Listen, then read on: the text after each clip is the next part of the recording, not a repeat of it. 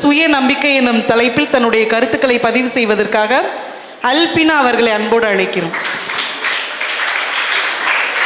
அதற்கு முன்பு இங்கே இருக்கக்கூடிய அத்துணை மாணவ மாணவிகளுக்கும் பெற்றோர்களுக்கும் என்னுடைய பாராட்டுக்களை பதிவு செய்து கொள்கிறேன். லஞ்ச் டயத்தை கடந்து போனாலும் நாங்கள் இருந்து இதை முடிச்சுட்டு தான் போவோம்னு சொல்லி உங்களுடைய தோழர்களை தோழிகளையும் உத்வேகப்படுத்துறதுக்காக நீங்கள் இருக்கீங்க பார்த்தீங்களா. இது மாதிரி ஒரு மோட்டிவேட் பண்ணுறதுக்கு ஆள் இருந்தாங்கன்னா நிச்சயமாக இங்கே இருக்கக்கூடிய ஒவ்வொருத்தரும் சாதனையாளர்கள் தான். உங்கள் எல்லாருக்கும் என்னுடைய பாராட்டுக்களை பதிவு செய்து கொள்கிறேன். நான் அதிகபட்சம் ஒரு 10 நிமிஷத்துலேருந்து 15 நிமிஷத்துலேருந்து முடிச்சிடலாம். கொஞ்சம் அமைதியாக இருங்க. தேங்க்யூ. மொழிகளிலே மூத்த மொழியாம் என் தமிழ் மொழியை போற்றி உங்கள் அனைவருக்கும் என் முதற்கண் வணக்கத்தை தெரிவித்துக் கொள்கிறேன். நமது அழகான இந்திய நாட்டின் குடியரசு தினத்தை முன்னிட்டு இன்றைய பேச்சரங்கம் சாதனையில் சிகரம் எட்டும் பயணத்தில் மிக முக்கியமான தலைப்புகளில் ஒன்றான தன்னம்பிக்கையை பற்றி உங்களிடம் பேச வந்திருப்பவள் வளர்ந்து வரும் பேச்சாளர் incredible legacy creator Leo K Albina of 8th standard.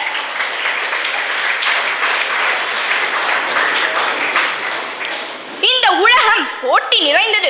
ஒவ்வொருவரும் தன் இலக்கை நோக்கி ஓடிக்கொண்டே இருக்கிறார்கள். இந்த போட்டியில் நாம் வெற்றி பெற நமக்கு மிகவும் அவசியமானது தன்னம்பிக்கையே. தன்னம்பிக்கையை இன்று பலரும் தவறாக பொருள் கொள்கின்றன. தன்னம்பிக்கை கொண்ட ஒருவனை தலை கனத்துடன் அழைகிறான் என்று முத்திரை குத்துகின்றன. அடிப்படையில் கூற்று மெய்யென்று. ஆனால் தன்னம்பிக்கை என்பது என்னால் முடியும் என்று நம் மீதும் நம் ஆற்றல் மீதும் நாம் கொள்ளும் நம்பிக்கையே. அதுவே நம்மை வெற்றிக்கு அழைத்து செல்லும் ஒரு மிகப்பெரிய படிக்கட்டு. தன்னம்பிக்கை கொண்ட ஒருவன் தானும் வாழ்வான், பிறரையும் வாழ வைப்பான். யானைக்கு பலம் தும்பிக்கை, மனிதனுக்கு பலம் தன் நம்பிக்கை. தன்னம்பிக்கை இல்லாத மனிதன் முதுகெலும்பில்லாத மனிதனுக்கு ஒப்பானவன். முதுகெலும்பில்லாத மனிதன் படுத்தே கிடப்பான். அவனால் எழுந்து நடக்கவோ நிமிர்ந்து நிற்கவோ முடியாது. அதே போல் தன்னம்பிக்கை இல்லாத ஒருவன் தனது வாழ்வில் வளர்ச்சியின்றி முயற்சியின்றி முனைப்பின்றி கிடப்பான். ஆனால் தன்னம்பிக்கை கொண்ட ஒருவன் ஒருபோதும் சோரமாட்டான். தனது வாழ்வில் தலைமை பண்பும் ஆளுமை பண்பும் கொண்டு எதிர் நீச்சல் போட்டு தனது இலக்கை நோக்குவதில் உற்சாகத்துடனும் உத்வேகத்துடனும் ஆற்றலுடனும் ஒழுக்கத்துடனும் லட்சியத்துடனும் சீரான பாதையில் பயணிப்பான். சரி, நம் வரலாறு சரித்திரத்தை பாருங்கள். கண்கள் தெரியாதவர்கள் கூட பெரிய சாதனைகளை படைத்திருக்கிறார்கள். உனக்கு அறிவே இல்லை என்று ஆசிரியரால் வகுப்பறையிலிருந்து வெளியேற்றப்பட்ட தாமஸ் ஆல்வா எடிசன் 1300க்கும் மேற்பட்ட கண்டுபிடிப்புகளை கண்டறிந்துள்ளார். படிப்பே வராத ஐன்ஸ்டைன் பிற்காலத்தின் மிகப்பெரிய விஞ்ஞானியாக திகழ்ந்தார். இந்தியாவின் நம்பிக்கை நட்சத்திர நாயகன் என்று அழைக்கப்படும் டாக்டர் APJ அப்துல் கலாம் பல ஏவுகணைகளை விண்ணுக்கு அனுப்பியுள்ளார். இரும்பு பெண்மணி என்று அழைக்கப்படும் முனிபா மசாரியை பற்றி சுருக்கமாக கூறுகிறேன். முனிபா மசாரிக்கு திருமணமான சில ஆண்டுகளுக்கு பின்பு அவர் காரில் சென்று கொண்டிருந்தார். அப்பொழுது அவருக்கு விபத்து ஏற்பட்டது. அந்த விபத்தில் கணவன் தப்பித்தார். ஆனால் உயிருக்கு போராடிய முனிபாவை அங்கே விட்டு சென்றார். பின்பு அங்கிருந்தவர்களுடன் உதவியோடு மருத்துவமனைக்கு சென்றார் முனிபா. அவருக்கு கை, கால், எலும்பு எல்லாம் நொறுங்கி விட்டது. நுரையீரல், கல்லீரல் எல்லாம் பாதிக்கப்பட்டிருந்தன. 2 வருடங்கள் 2 மாதங்கள் படுக்கையிலே இருந்தார். ஆனால் மீண்டும் தனது தன்னம்பிக்கையால் எழுந்து வந்து இன்று பல துறைகளில் சாதித்துக் கொண்டிருப்பதை பார்க்கும் பொழுது நமக்கும் உற்சாகமும் தன்னம்பிக்கையும் பிறக்கின்றதல்லவா? இப்படி உலக வரலாற்று சாதனை கதைகள் அனைத்துமே தன்னம்பிக்கையின் அடிப்படையில் எழுந்த கதைகள். உலக அளவில் சாதனை படைத்தவர்கள் மட்டும் தன்னம்பிக்கையின் அடிப்படையில் சாதனை படைத்தவர்கள் என்று எண்ண வேண்டாம். நம்மை சுற்றி இருக்கும் சாதனையாளர்கள் கூட தன்னம்பிக்கையின் அடிப்படையில் சாதனை படைத்தவர்கள். இவ்வளவு ஏன் பல விருதுகளை பெற்று இன்று நம் முன் நடுவராக அமர்ந்திருக்கும் டாக்டர் ஹேமா மாலினி மேம் கூட பல விருதுகளை பெற்றிருக்கிறார்கள். இது ஏன் என்று நீங்கள் நினைக்கிறீர்கள்? என்னிடம் கேட்டால் நான் தன்னம்பிக்கை என்றுதான் கூறுவேன்.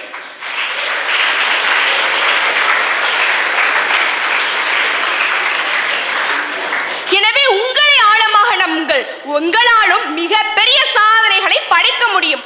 நம்மால் முடியும் என்பது சாதாரண விஷயம் போல் தோன்றலாம். ஆனால் ஒரு மிகச்சிறிய விதைதான் பெரிய ஆலமரமாக வளர்ந்து விழுதுகளை விட்டு ஒரு தோப்பாகவே மாறிவிடுகிறது. அதே போல் என்னால் முடியும் என்கிற எண்ணத்தை மனதில் விதைத்துவிட்டு அதற்கு நம்பிக்கை என்னும் நீரும் பாய்ச்சி விட்டால் போதும். அது ஆழ விருட்சமாய் வளர்ந்து வெற்றிக்கனியை பெற்றுத்தரும். என்னால் முடியும், நான் சாதிக்க பிறந்தவன், என்னால் பிறந்தவன் என்று அடிக்கடி சொல்லிக் கொண்டே இருங்கள். மந்திரங்கள் எதுவும் இல்லை, சொல்தான் மந்திரம்.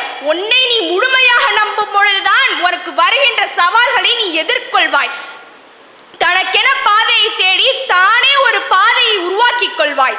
வாழ்க்கையை வட்டத்திற்குள் வாழ மாட்டாய், வானம் எட்டும் அளவு உயர்வாய். தனது வாழ்க்கையில் இலக்கை அடையவும் புதிய விஷயங்களை முயற்சி செய்யவும் நேர்மறையாக சிந்திக்கவும் தன்னம்பிக்கை உனக்கு ஒரு ஆயுதமாக இருக்கும். இதைத்தான் எனது அன்பு தோழி ஷிஃபானா கூறினார். நீ தேர்ந்தெடுக்கும் பாதை கரடு முரடாக இருந்தாலும் அது தன்னம்பிக்கை என்ற நண்பனுடன் நீ அந்த பாதையை கடந்து விடலாம் என்று. நிறைவாக செயல் நன்று, சிந்தித்து செயலாற்றுவதென்று. உன்னிடத்தில் நம்பிக்கை வை, உனக்குள்ளே அனைத்து ஆற்றல்களும் இருக்கின்றன. எனவே நான் சாதிக்க வல்லவன் என்று தினம் தினம் சொல்லிக் கொண்டேரே, உன்னை வெல்ல எவரும் இல்லை. நன்றி. மிக அருமை. அல்ஃபினா, கத்துக்குட்டி என்பவன் கற்றுக்கொள்கிறான்.